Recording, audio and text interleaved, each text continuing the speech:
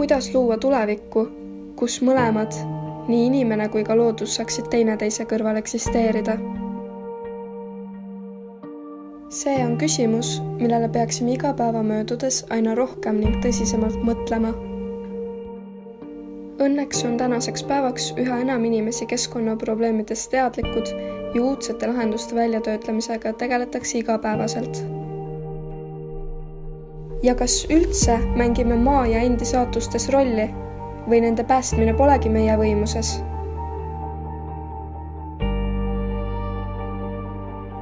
Alustame sellest, kuidas me siis tegelikkuses üldse siia olukorda ja nende probleemideni jõudsime.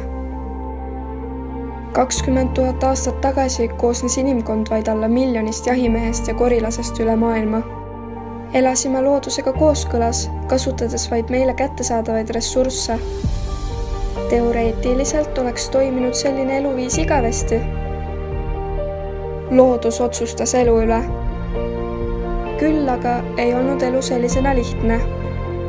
Seega inimestena kasutasime oma ainulaadset mõistust, et esitada väljakutse loodusele. Õppisime seda taltsutama ja keskkonnast võimalikult palju kasu saama. Meie populatsioon tõusis plahvatuslikult, nagu ka meie nõudmised. Iga kord, kui tekkis uus probleem, lahendasime selle. Selles protsessis oleme muutnud maa tervet pinda ja seda lausa nii palju, et teadlased peavad praegust aega planeet Maa täiesti uueks faasiks tema eksisteerimise ajaloos. Tere tulemast antropotseeni, perioodi, mil inimliik on maa biosfääris domineerivaks teguriks. Ajad on muutunud. Nüüd oleme meie need, kes otsustavad looduse elu üle.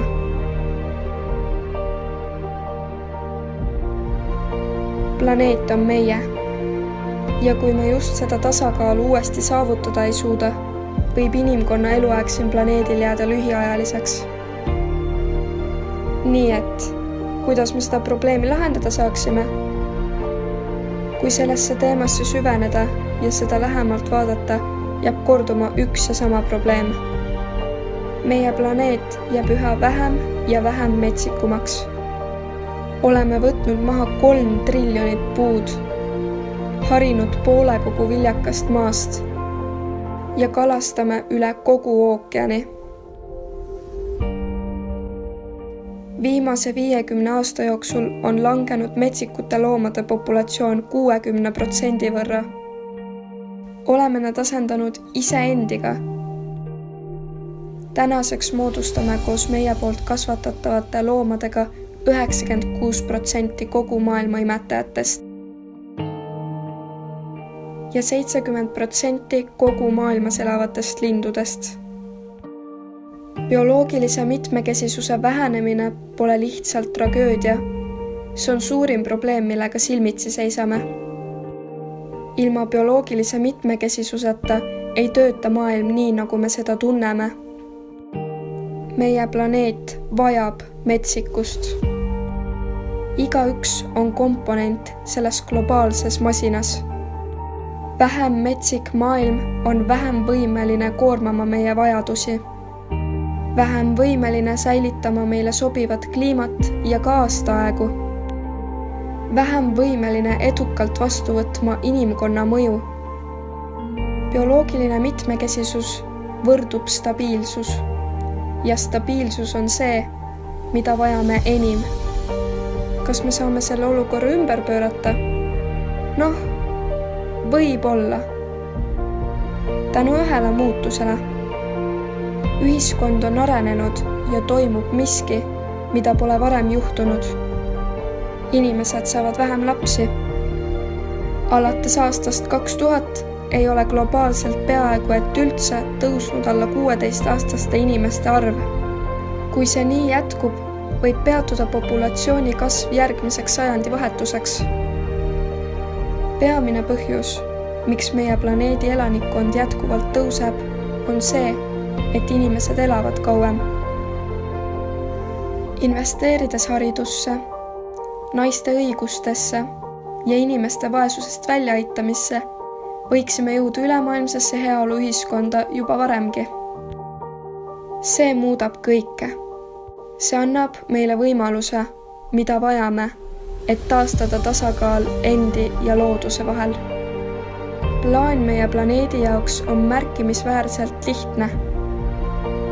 Vähendada meie mõju keskkonnale, veendudes, et kõik, mida teeme, saaks me teha igavesti. Suurima kasumi saamiseks peame koondama oma jõupingutused 4 eesmärgile. Fossiilkütuste järk-järguline kaotamine ja nende asendamine taastuvate energiaallikatega.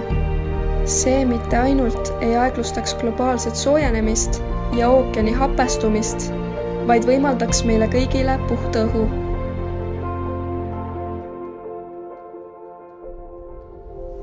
Üleminek tõhusamale toidu tootmisele ja liha tarbimise vähendamine nõuaks palju vähem ruumi iseendi toiduga varustamiseks, jättes alles rohumaid, vähendades metsaraideid ja meie nõudlust magevee järele. Tehes koostööd meie ookeani õigesti haldamiseks.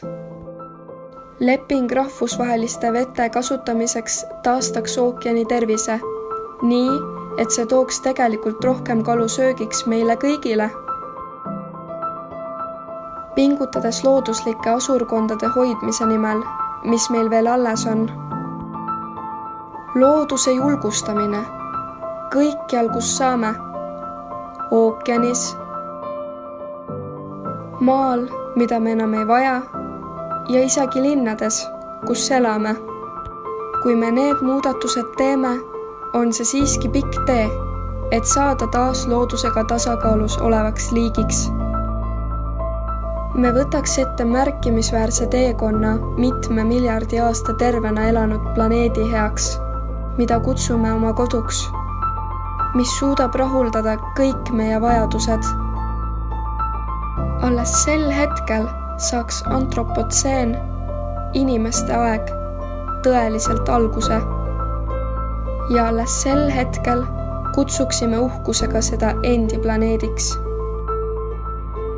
Kuidas me loome tuleviku, milles saavad tasakaalus elada nii inimesed kui ka loodus?